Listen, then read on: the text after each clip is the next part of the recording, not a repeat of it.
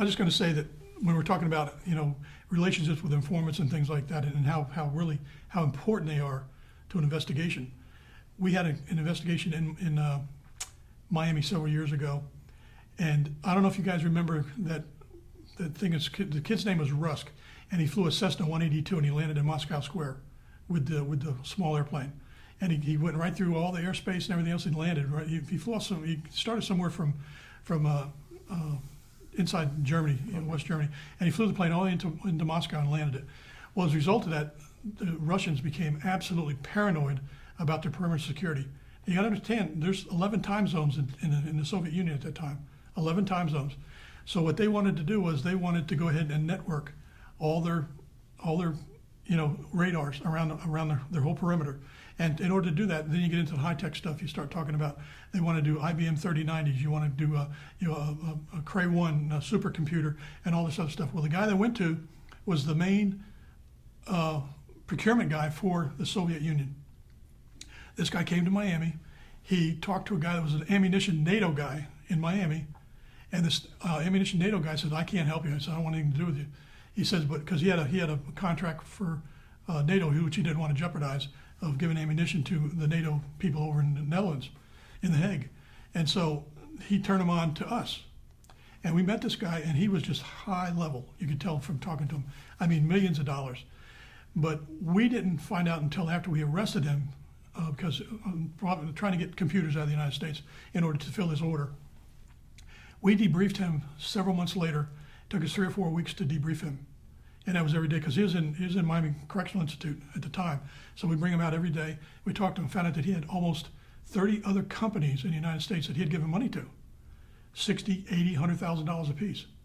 And so we started working from, believe it or not, from the courthouse, and had him call these businessmen. And we had a little piece of bubble wrapping. We'd wrap it over the phone to sound like he's out of the country. And so we did business with everybody. I mean, that's how important an informant is to an investigation.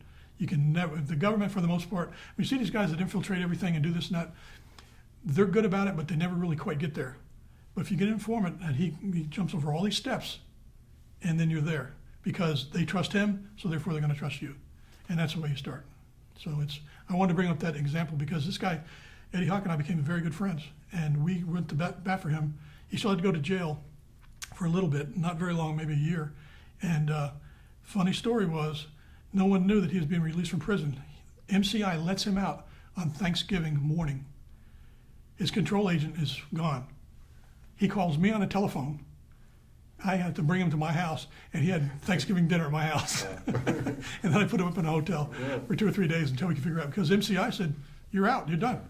And he says, wait a minute, I don't have anybody even pick me up. He says, "You're done." So he called me on the phone, and he and I were good friends. But he and I went overseas several times, and I was dealing with Bulgarians. They were the most scariest people you ever want to meet. And we were in, they came out of Sofia, but I never forget, because when they come in the room, first off, you can hear them coming down the hall, because they got those squeaky shoes on, the sole shoes. You go squeak, squeak, squeak, all the way down. So, but they come in and they look like, the only time they've ever worn a suit is to come in there, because their necks were bulging and their skinny little black ties on. And I always remember their hands were completely nicotine, and their teeth, because they smoked those European cigarettes from the Soviet Union that are all nicotine, and they smoke them right down to nothing. And they ended up, make a long story short, they ended up, I think, killing this guy because he had a place over in Belgium. He spoke 5 languages. You got to understand, we had all the telephones set up in different languages in our undercover, in our covert. And then they would call this phone, he'd pick it up and start talking in that language. I mean, it was incredible.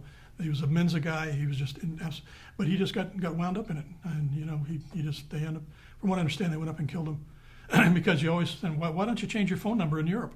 Well, like Eddie told me, he said it takes a year to get your phone changed. He said up to a year. He said you can't just change it overnight like you guys in the United States do.